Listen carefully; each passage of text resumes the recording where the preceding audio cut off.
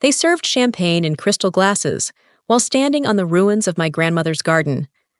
The roses she'd planted by hand, the swing I used to spend hours on, even the old oak tree with our carved initials. Gone. Flattened under steel beams and scaffolding. And my uncle? He raised his glass and smiled like he'd won something. "New era," he announced. "This land was wasting away. Time to turn it into something real." That was the moment I realized he had sold my childhood home, without telling me, and bulldozed every memory I had of her. My name is Aiden Ward, 29, and if you asked my family, I was the artistic failure who moved to the city to paint and dream. That's what they said when I left our small town 8 years ago after Grandma passed. They laughed at my ideas, said I was too sensitive, too impractical. What they didn't know was that I wasn't just sketching city skylines. I was building something. But back to that moment. The champagne. The garden turned construction site. It was supposed to be a memorial, 1 year since Grandma's passing. I almost didn't come. I hadn't seen them in years. But something told me to be there. That something turned out to be my Uncle Martin, standing in front of the whole family, grinning like a game show host. "I've made a bold move," he said, clinking his glass. "I've sold the land, all of it. A development company is putting in a lifestyle center. Restaurants, retail, maybe even a spa. Grandma would have wanted it. Number she wouldn't have. That land meant everything to her. It was where she raised her kids, buried her dogs, grew her vegetables, and built a life after her husband died. It was her soul. More importantly, she told me, that it would be mine someday. I still remember her voice when she made me promise to protect it. One day, Aiden, this place will need someone who sees what it means, not just what it's worth. That someone is you." So you can imagine the white-hot rage that burned through me when Martin finished his speech by turning to me and saying, "You weren't going to do anything with it anyway. You're not business-minded." Everyone chuckled. My cousins smirked. My aunt sipped her drink like it was a toast to my irrelevance. I didn't say a word. I just stood there, frozen, as the garden where I first learned to draw was buried under piles of concrete. They thought I was still the same naive kid who cried when Grandma died. But I wasn't. I'd built something in the shadows of their doubt. A tech startup focused on land analysis and underpriced real estate. Our AI software quietly detected trends before anyone else saw them coming. Developers, investors, hedge funds, they all used my company now. And guess what? That same company had been buying land in this very town under shell corporations for the last 18 months. I already owned 43% of the properties surrounding the family land. Every sidewalk, every utility line, every parcel that connected Martin's big development dream to the outside world. And he had no idea. But that night, I said nothing. I played the fool. I let them laugh and clink glasses. Because revenge is best served not just cold, but calculated. And when Uncle Martin ended his speech with a flourish, "It's time this family learned how to turn memories into money," I finally spoke. "Interesting timing," I said, my voice calm but sharp enough to slice through the laughter. "Because I just got word that a major stakeholder has blocked construction permits across the eastern edge." He blinked. "What are you talking about?" I smiled. "Oh, I'm sure you'll find out soon. You might want to check who really owns the land next to your golden project." And that's when my phone buzzed. It was a text from my legal team. 5 words. "We're ready for phase 2. After the text from my legal team lit up my screen, I slipped the phone back into my pocket and looked up.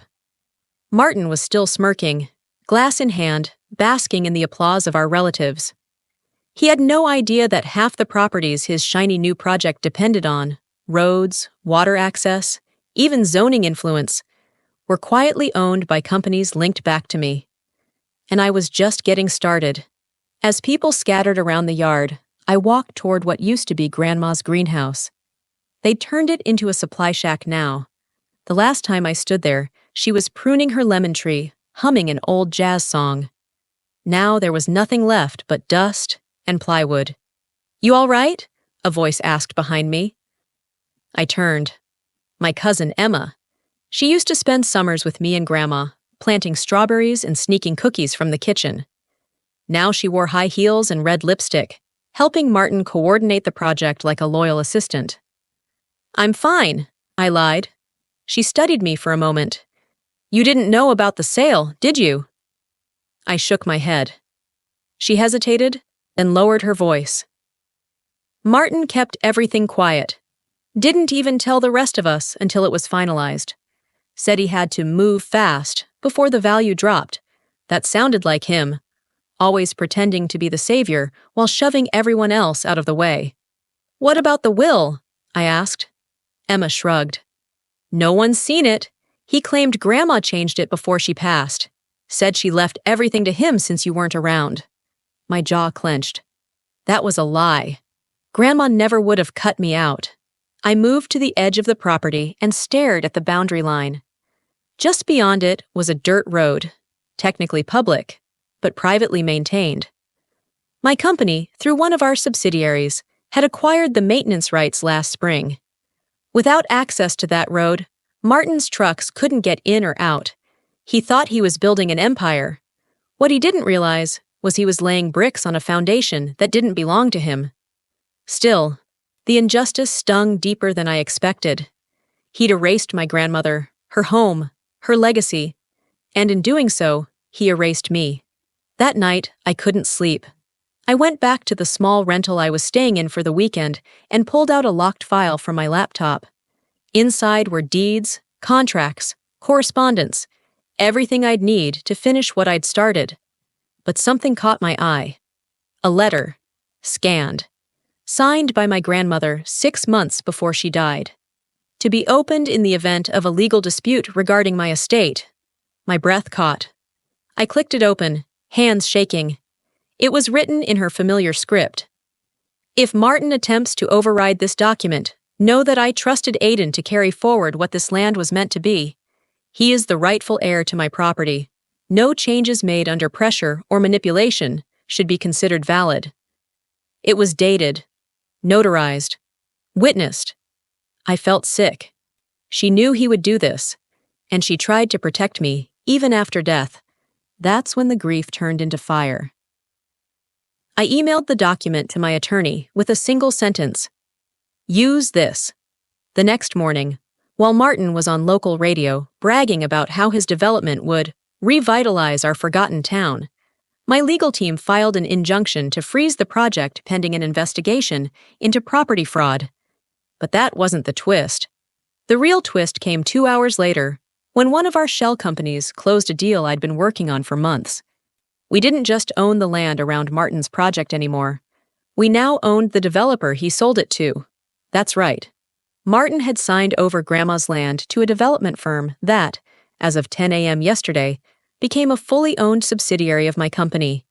He didn't just lose access. He gave everything to me, and he had no idea. Martin stormed into the town council meeting like he owned the place. And to be fair, he thought he did.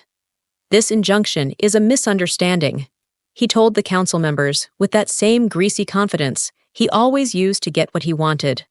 We've followed all protocols. The development is moving forward as planned. I sat in the back of the room, quiet, unnoticed. He didn't know I was there.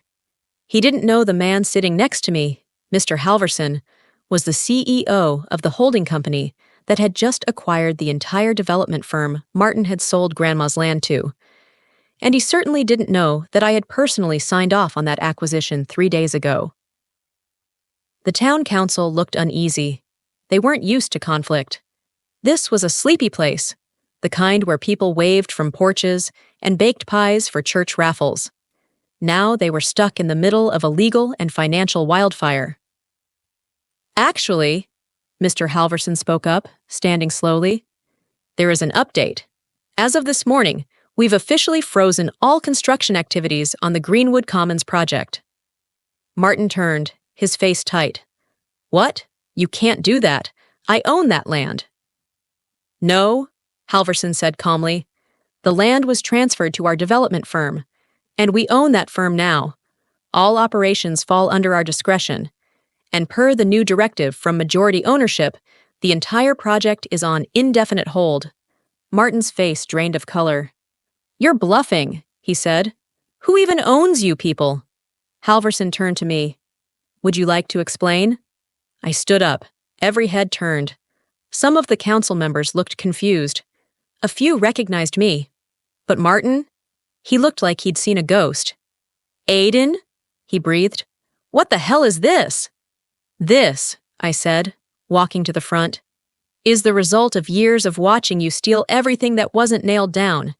You didn't just bulldoze Grandma's garden. You bulldozed her will, her wishes, her soul."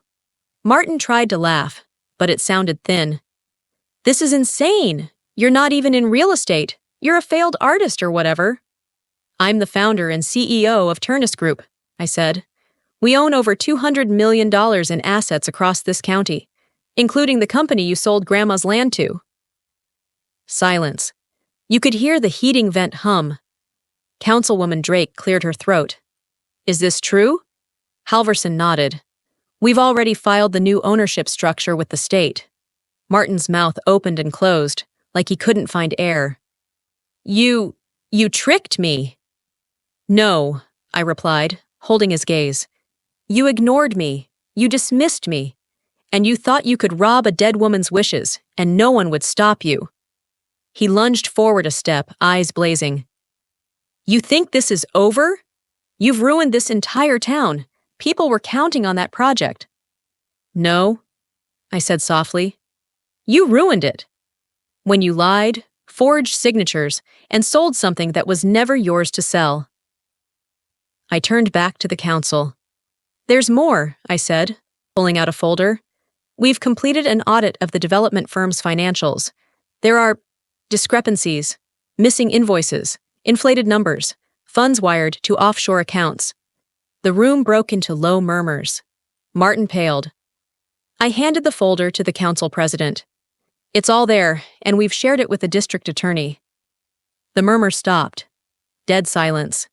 Then Martin yelled, "This is a setup! He's lying!" "No," Halverson replied coldly. "We have the receipts. We have the emails. We have everything." Martin turned and bolted out of the room. As the door slammed behind him, someone finally whispered, "What just happened?" I looked around the room. The boy who used to sit quietly in the corner during town picnics had just taken down the man who thought he ran everything. And I wasn't done yet. Comment the number 3 if you want to see how Martin reacts when he finds out he's not just broke, but under criminal investigation. Martin disappeared after the council meeting. No phone calls, no emails, just vanished. But I wasn't waiting for him. I was already moving.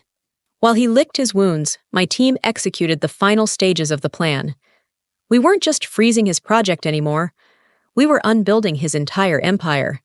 It started with the contractors.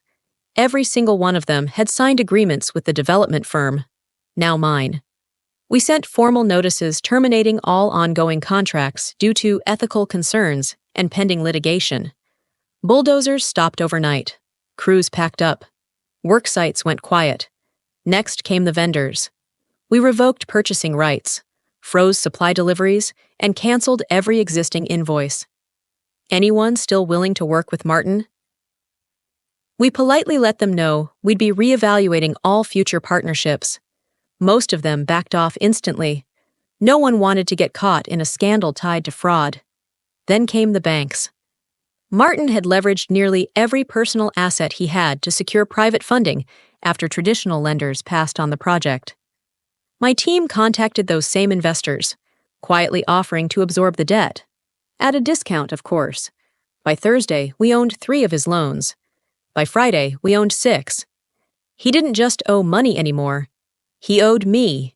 It was around that time he finally showed up, storming into the regional office of Turnus Group, demanding to see the punk CEO who ruined his life. The receptionist buzzed me. I told her to send him in. He barreled into my office like a man on fire. "You think this is funny?" he spat.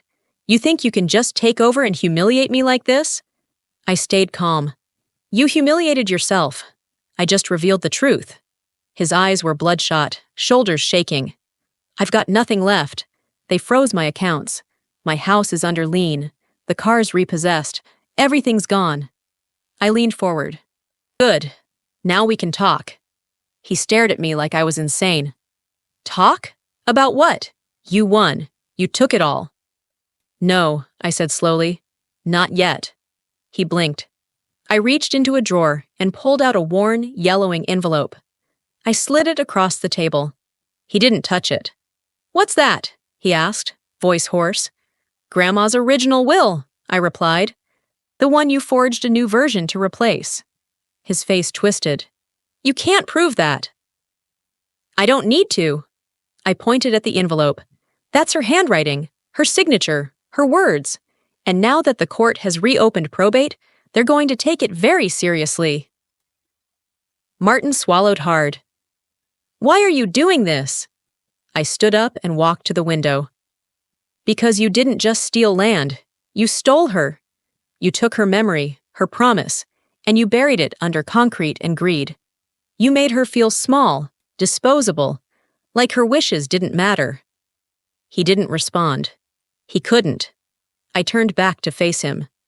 So here's what's going to happen. You're going to sign a full confession. You'll admit to altering the will, misappropriating funds, and knowingly selling property under false pretenses. In exchange, I'll speak to the DA about reducing the charges. You might get house arrest instead of jail. His mouth opened, but no sound came out. Or, I continued, you can fight it. Drag it through court. Let the media pick it up. Watch every skeleton in your closet come out one by one. Martin collapsed into the chair across from me, broken, silent. I handed him a pen. Your choice. And he signed. But the real twist? I never sent the confession to the DA. I never needed to. Because the will, the one he thought he destroyed, was never the real one. Grandma had written a second version, one she gave me personally. The one in the envelope was bait. I'd let him believe it was over, let him confess on record to everything. And now, I had the evidence, the power, the land, the legacy. 1 week after Martin signed the confession, the story hit local news. Prominent land developer accused of forgery, fraud in family estate scandal. It spread faster than even I expected. Local outlets picked it up first, then regional papers, then, somehow, a national blog that specialized in real estate corruption. The headline was brutal. He sold his mother's legacy. His nephew bought the company that ruined it. Martin tried to deny it at first, claimed it was fake news, a vendetta, a misunderstanding, but he'd signed too many things, left too many trails. Every lie he ever told was now recorded, documented, and cross-referenced by my legal team. He was cornered. The DA didn't need much convincing. Once they saw the altered documents compared to Grandma's real will, it was clear. Charges were filed: forgery, fraud, tax evasion. He was arrested outside a gas station 3 towns over, trying to withdraw cash from an account that had already been frozen. But that wasn't the most satisfying part. The real victory came during the public hearing, where the judge read aloud the contents of Grandma's handwritten will, her true final words. My grandson Aiden understands the value of this land, not because it's profitable, but because it holds history, heart, home. Let him carry it forward. The courtroom was silent. Martin, sitting in the defendant's chair, looked like a man unraveling.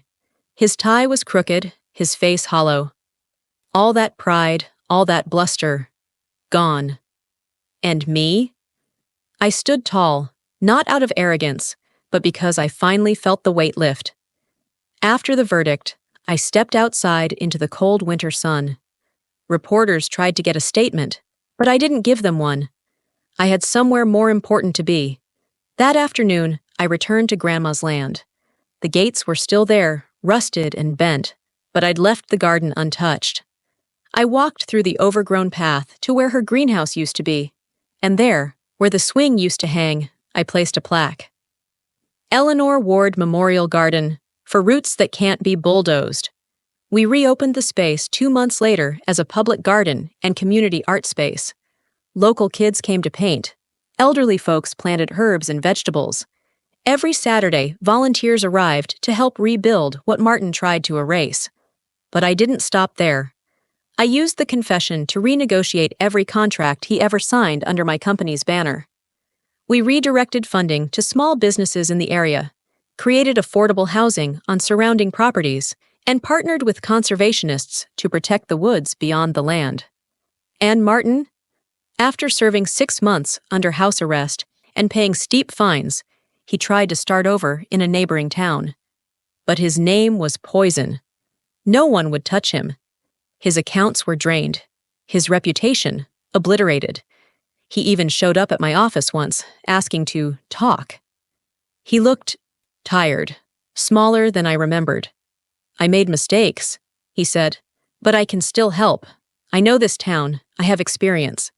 I let the silence stretch before replying. "You're right. You do have experience in manipulation, in betrayal, and in burning down everything good for a quick win." He didn't argue. I nodded toward the door. "There's nothing left for you here, Martin. This isn't your legacy anymore." He left without another word. And me? I stayed. I built something honest from the ashes, something Grandma would have been proud of. People still ask if I regret going so far, if revenge was worth the cost. But it wasn't about revenge. It was about restoration. It was about honoring someone who believed in me when no one else did. And in the end, I didn't just take back the land. I took back the story. Comment the number 3 if you think Martin got exactly what he deserved.